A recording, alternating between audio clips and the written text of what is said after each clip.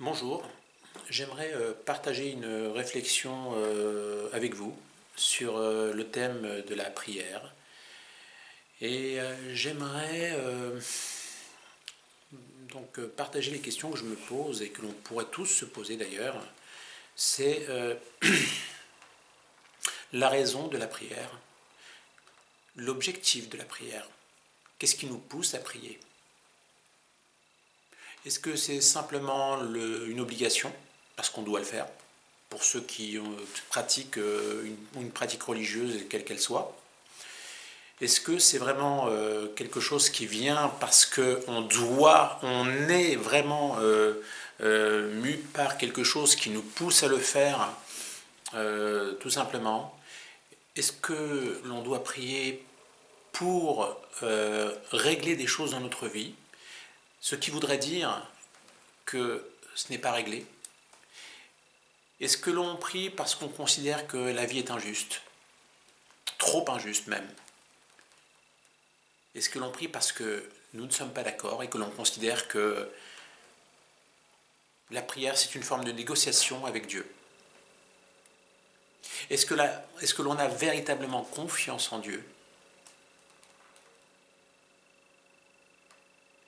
Est-ce que l'on peut se permettre de dire que l'on a confiance en Dieu si, dans notre prière, on lui demande des choses pour changer notre chemin de vie parce que celui actuel ne nous convient pas? Est-ce que véritablement il n'y a pas une incohérence dans la confiance que nous portons à Dieu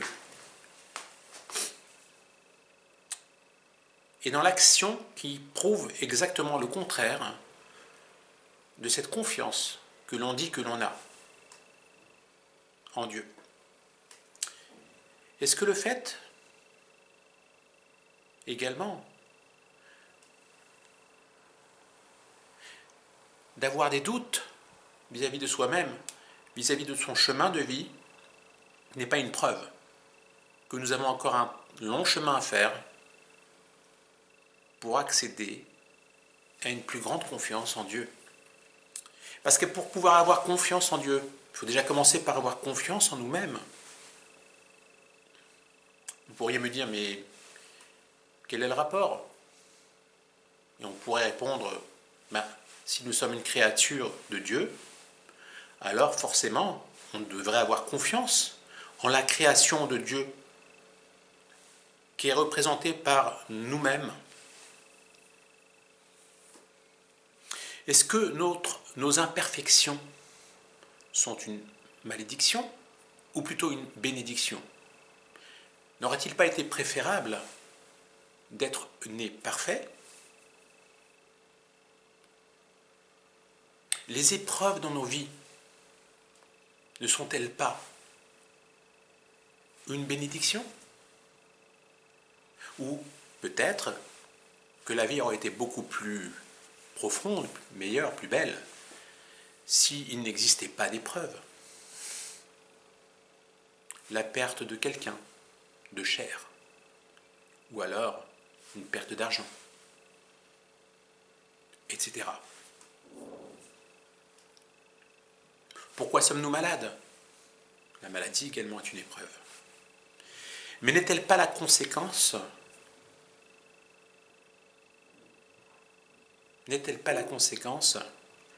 d'un mal-être existant bien avant le symptôme physique? Pourquoi se poser des questions après coup? Pourquoi ne pas avoir une meilleure hygiène de vie pour éviter d'en arriver à se poser toutes ces questions-là, à se remettre en question, mais pas de la bonne façon, parce qu'il y a deux manières ou plusieurs manières de se remettre en question. On peut très bien dire pourquoi je suis malade, pourquoi je ne suis pas bien, pourquoi j'ai des soucis, pourquoi j'ai perdu un tel, etc. On peut très bien dire ça.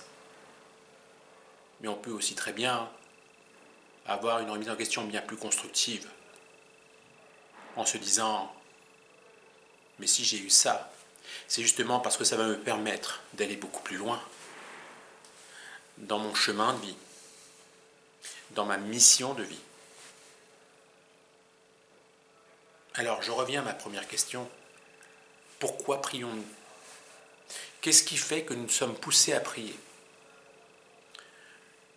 La croyance populaire pourrait nous dire que l'on prie de l'intérieur vers l'extérieur. On va demander à l'extérieur quelque chose que nous n'avons pas à l'intérieur. Exemple, j'aimerais pouvoir gagner de l'argent. Mais ça ne vient pas de moi, ça vient de l'extérieur. Je demande à Dieu de faire en sorte que je puisse gagner de l'argent. Mais moi, qu'est-ce que j'ai fait pour y arriver? On peut très bien demander à Dieu, mais mon Dieu, est-ce que tu peux faire le nécessaire pour que je puisse ne plus être malade, pour que je puisse être en bonne santé? On peut aussi poser la question et demander ça à l'extérieur. Mais qu'est-ce que moi j'ai fait pour en arriver à être malade? Donc, qu'est-ce que je pourrais faire pour ne pas en arriver à être malade? Et si on changeait sa manière de voir les choses? Et si on prenait conscience que nous avons toutes les capacités à l'intérieur de nous? Si on prenait conscience que nous avons toutes les ressources à l'intérieur de nous, si on prenait conscience que nous avons toutes les réponses à l'intérieur de nous, alors ce serait une véritable révolution. Je ne parle pas de dire des choses qui ont déjà été dites. Je parle de vivre ces changements, les vivre véritablement. Comment faire pour vivre ces changements? Si ce n'est par cette prise de conscience, et surtout, apprendre véritablement à avoir confiance en soi. Une confiance telle que l'on puisse être en connexion directe, constamment, à chaque instant, avec son être intérieur. Cette part de divinité qu'il y a en chacun de nous.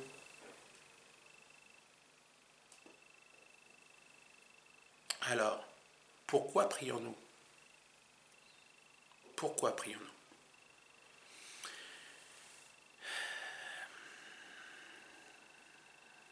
Très bonne question. Le fait de s'exprimer, le fait de parler, peut créer des changements, des révolutions extraordinaires.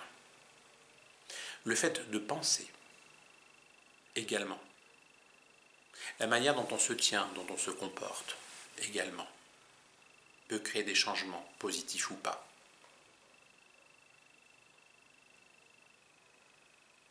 On a souvent tendance à dire,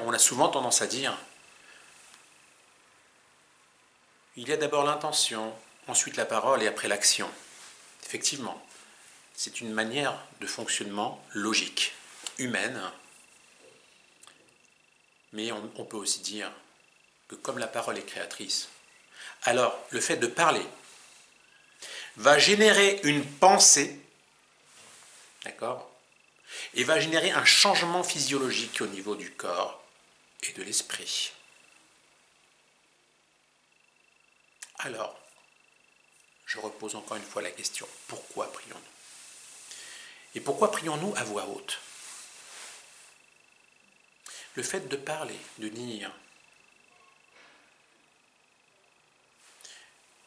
dire toutes ces bénédictions que l'on doit dire lors d'une prière, quelle que soit la religion.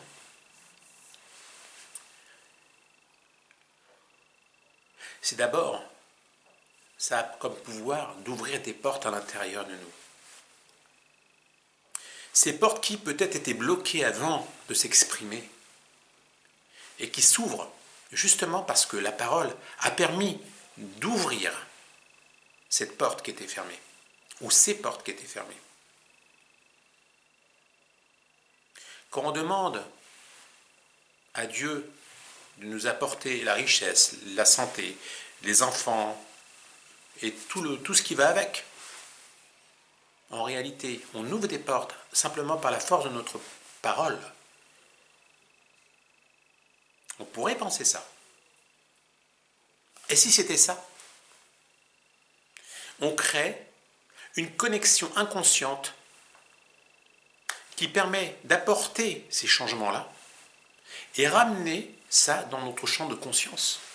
Et peut-être même agrandir notre conscience par rapport à la prière. La force de la parole peut nous permettre également de changer la configuration de notre environnement, de changer notre manière de nous comporter dans cet environnement, de développer nos capacités à l'intérieur même de cet environnement qui a changé. La force de la parole permet d'initier un changement dans nos croyances, de développer nos croyances positives. La force de la parole nous permet de développer des valeurs bien plus importantes que celles que nous avons peut-être aujourd'hui et qui sont déjà très bien. La force de la parole nous permet d'accéder à une identité bien plus positive quand on sait employer les mots qu'il faut. Et ça atteint même la vision que nous avons du monde et notre mission de vie. Elle peut être impactée par de bonnes paroles. Alors j'ai envie de dire, et ça n'engage que moi, que la parole, c'est une prière.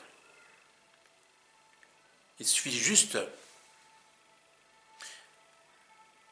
d'y mettre les vibrations énergétiques nécessaires, c'est-à-dire une bonne intention, à chaque fois que l'on sort un mot de sa bouche.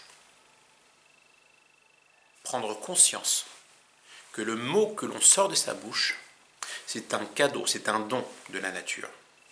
Et que notre mission à nous, c'est d'arriver à gérer ce que l'on sort, chaque mot que nous sortons de notre bouche, pour en faire un bijou qui sort à chaque fois, pour en faire une arme au service de notre corps, une arme au service de notre esprit, et une arme au service de notre âme.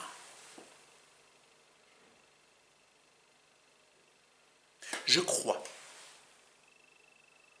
je dirais même, je suis convaincu que c'est ce qui est attendu, c'est ce qu'on attend de nous, au niveau individuel,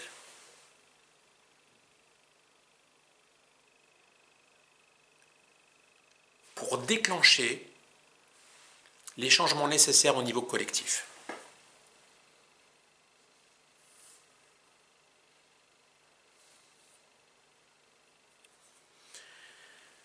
Je vous souhaite une très belle journée. C'est une réflexion qui va se poursuivre, je pense. Peut-être ou peut-être pas, je ne sais pas. Mais en tous les cas, elle était nécessaire pour moi. Voilà. Je vous souhaite une belle journée. À bientôt.